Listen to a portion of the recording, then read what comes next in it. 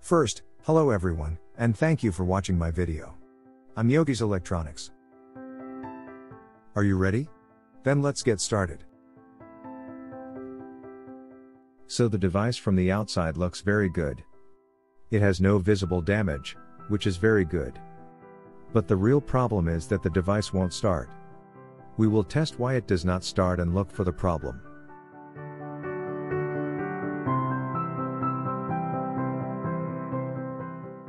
So the Joy-Cons are also in good condition, nothing sticks and the resistance is also okay. The slots for cards are also good.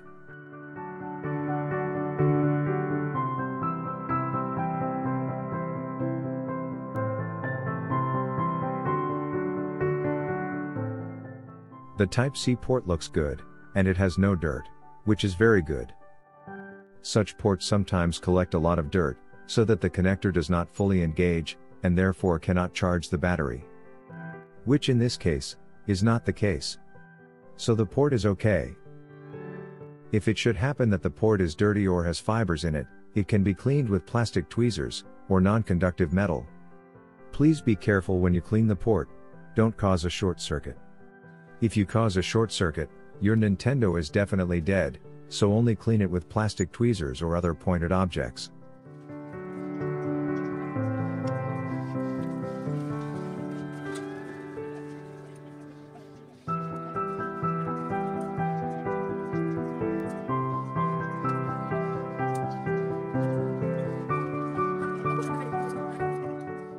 For the back cover, you need a Phillips screwdriver. And there are also Phillips screwdrivers on both sides.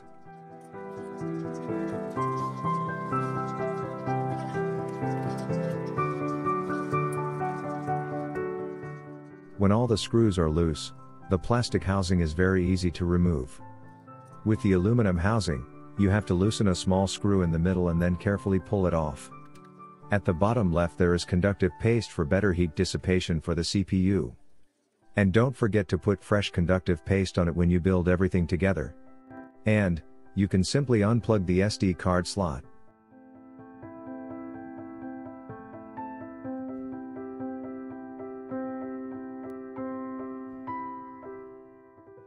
Now I'm going to do a quick physical inspection of everything, to see if it has any burned components visible.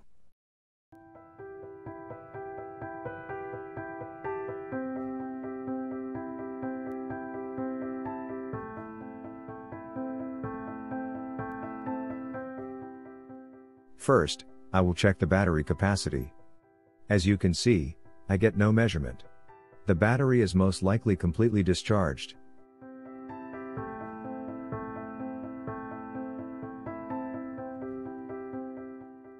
Since we're going to be working on the board, the first thing we need to do is disconnect the battery. And then we can continue.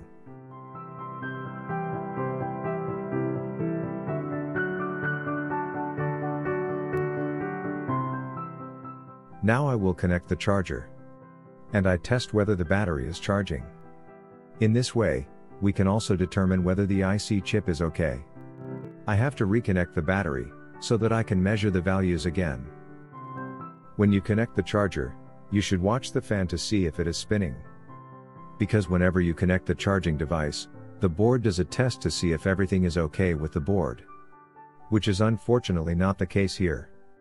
The fan does not spinning. Which means something is wrong with the board.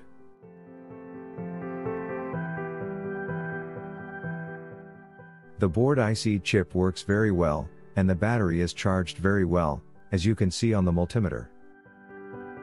You can see exactly how the voltage shoots up. This is common when the battery is heavily discharged. If they have such values, the battery can usually be saved.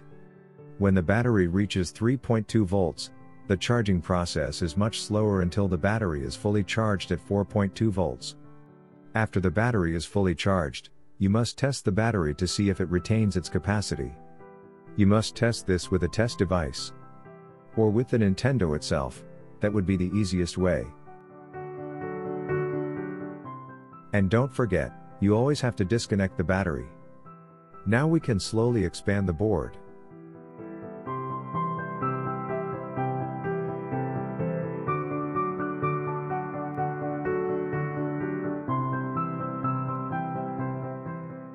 I will first remove the copper cooler for the CPU, which is attached with 3 small screws.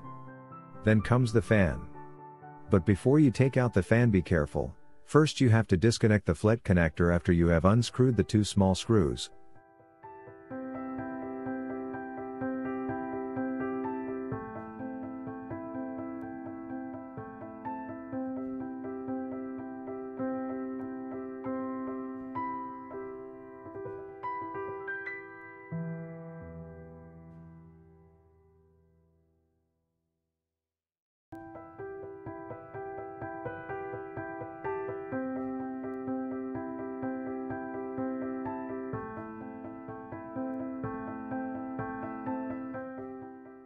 As you can see, the CPU cooler is stuck to the fan. You have to slowly peel off the foam.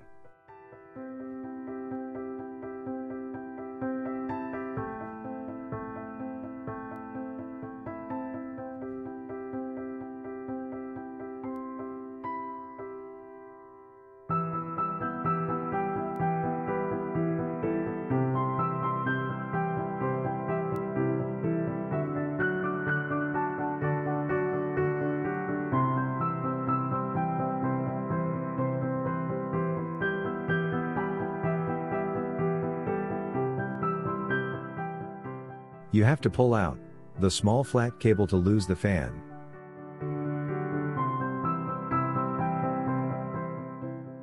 You have to pull out the small flat cable to release the fan. But first I have to remove the small board, because underneath the board there is a small mounting screw for the fan. And please be careful with all those FLET cables, they are quite sensitive.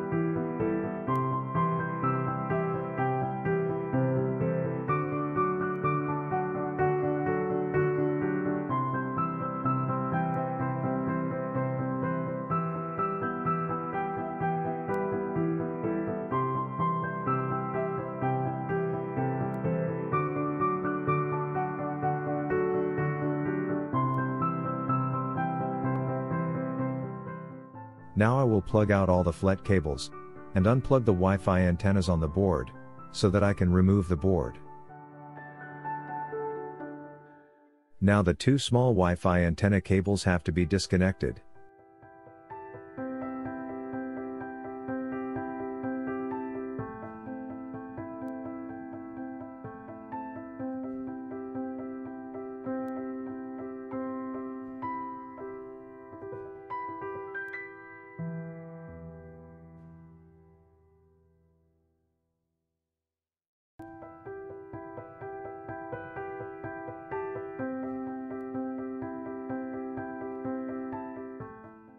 You have to be careful with the small speaker cable, it's very difficult to get it out.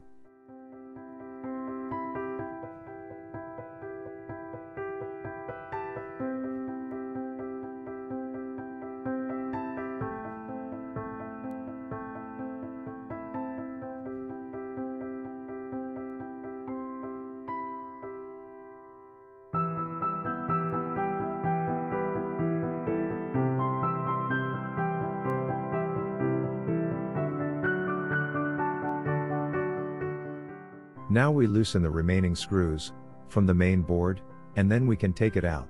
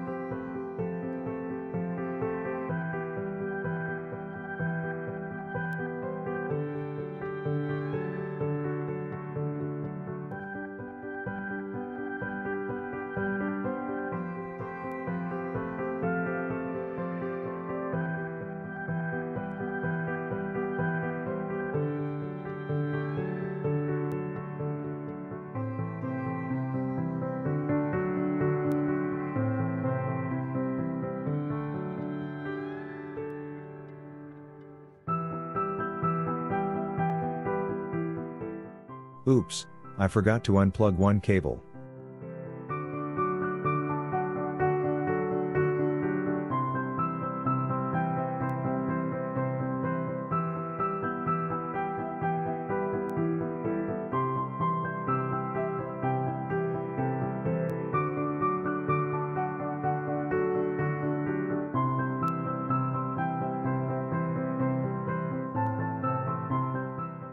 I will inspect the board from both sides, to see if there are any blown components anywhere on the board.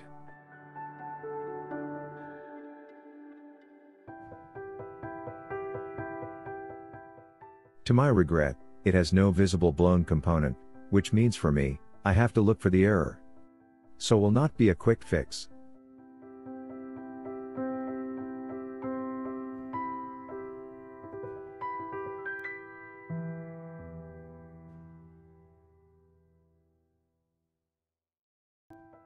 I'll check the board for shorts with the multimeter. Let's see if I can find the error.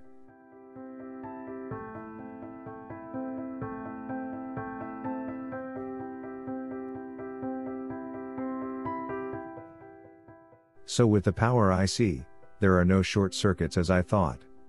Since I've already tested that with the charger, let's continue.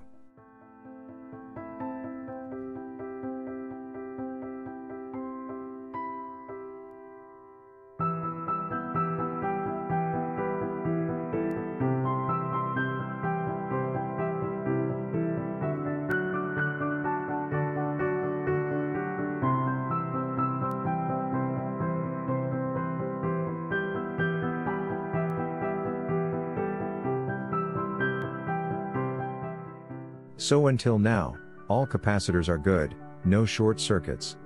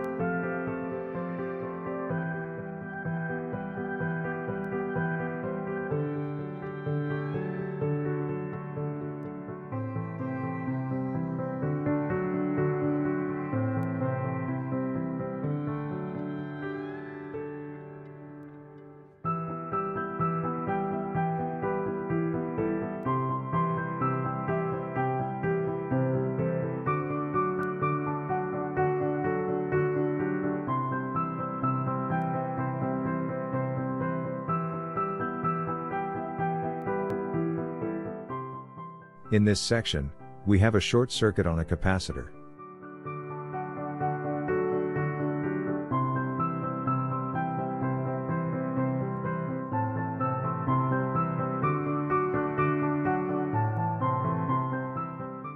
I will measure the remaining capacitors on this side to see if there are any other shorts on this side.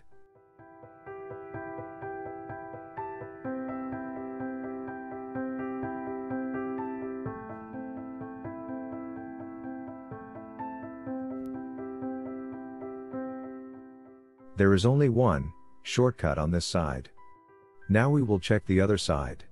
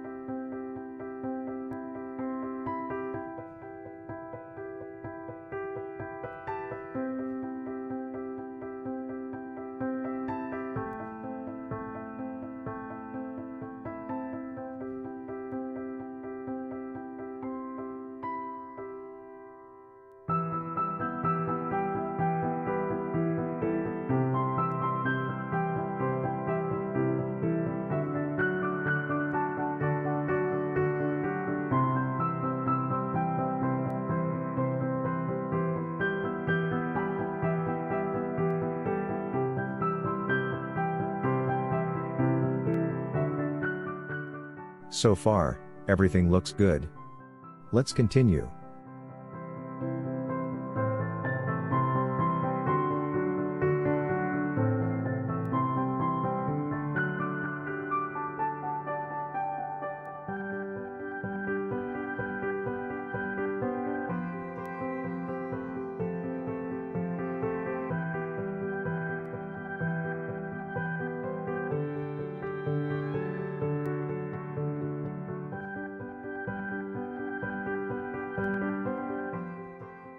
So far, everything looks good in this area, and there are no short circuits.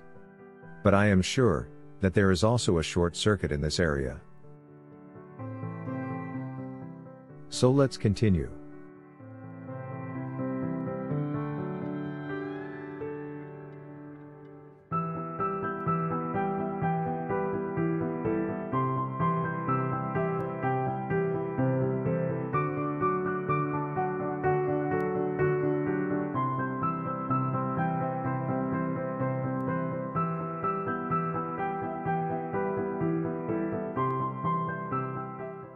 Something is wrong in this area.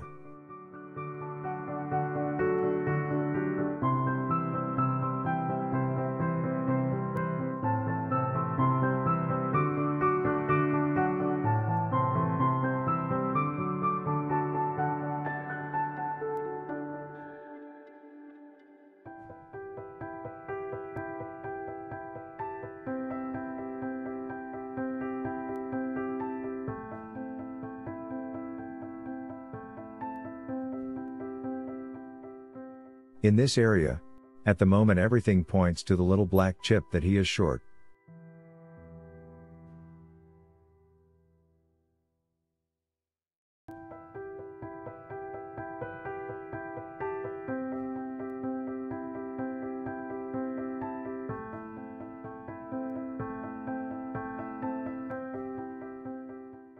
I will now desolder the small chip, and then we will see if the short circuit is still there.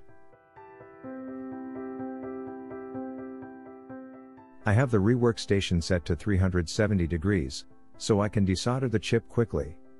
You always have to make sure that you don't expose the board to the heat for too long. Oops, I unintentionally desoldered the capacitor as well. I will solder the capacitor back again. This can happen when I work without a microscope. The capacitors are very small.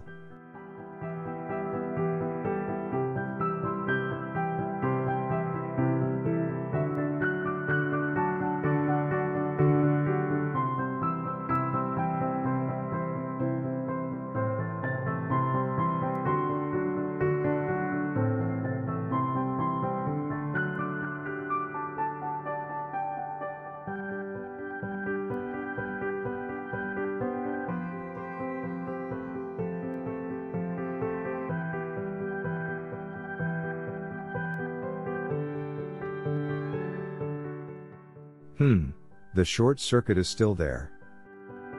In this case, the chip is good.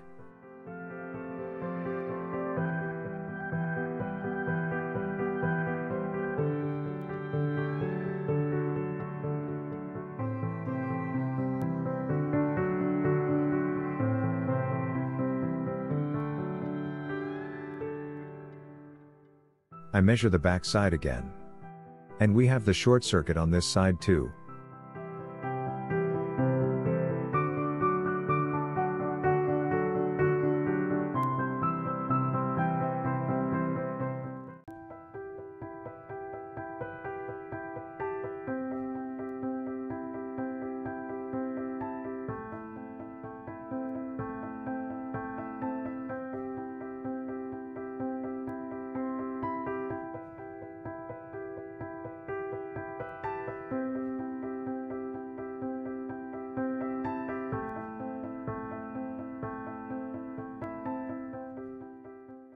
I will now desolder one capacitor after the other and look for the error step by step.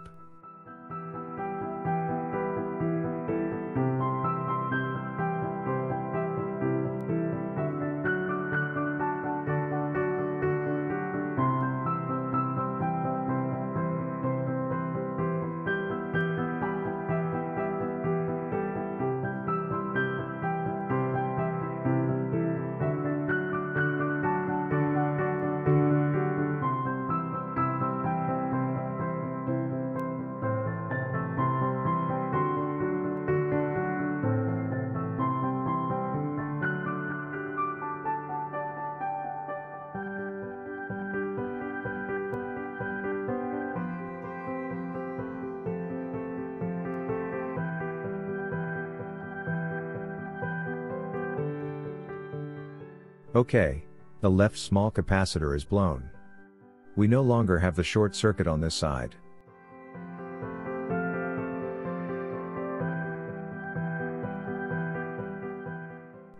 Now I will check the other side again to see if we still have the short circuit.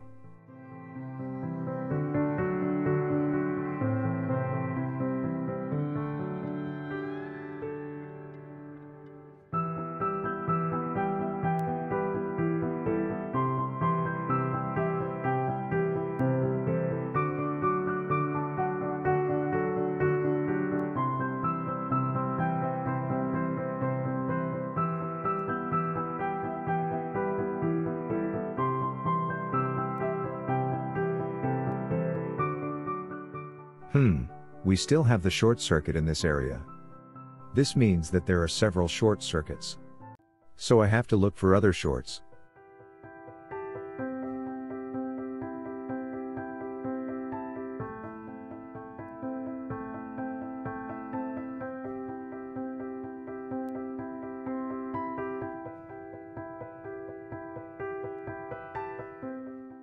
These capacitor appear to be shorted. I'll desolder it and see if the short is still there.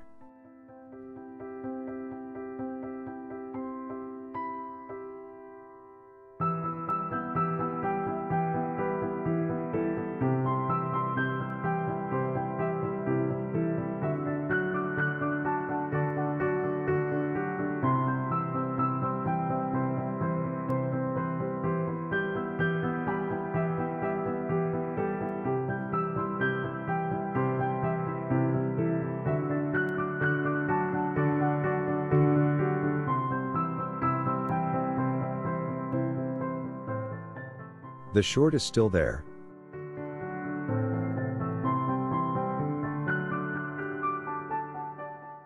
I suspect that the chip on this side is defective. I will desolder the chip, and then we will test again whether the short circuit is there.